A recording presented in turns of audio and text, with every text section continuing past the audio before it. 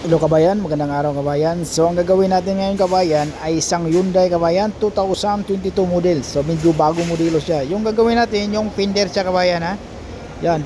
Tapos pumasok yung fender, yung kantuhan. Tapos yung bumper na yan siya kabayan, medyo paraon yan siya. Kanto tapos paraon pababa. Tapos repair din natin yung fender.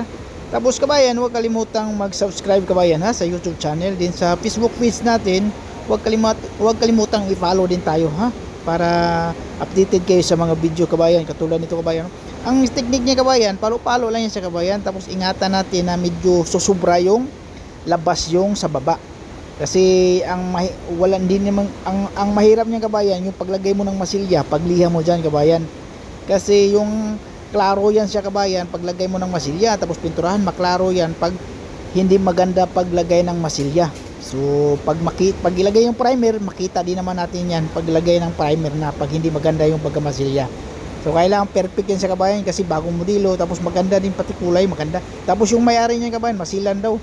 Kailangan magandahin natin yung nakatulad kabayan, labas-labas lang. Tapos lagyan ko ng magandang masilya, hindi ko na na-video. Pero yung buwan kabayan, tapos na yung kabayan, okay yung alignment na.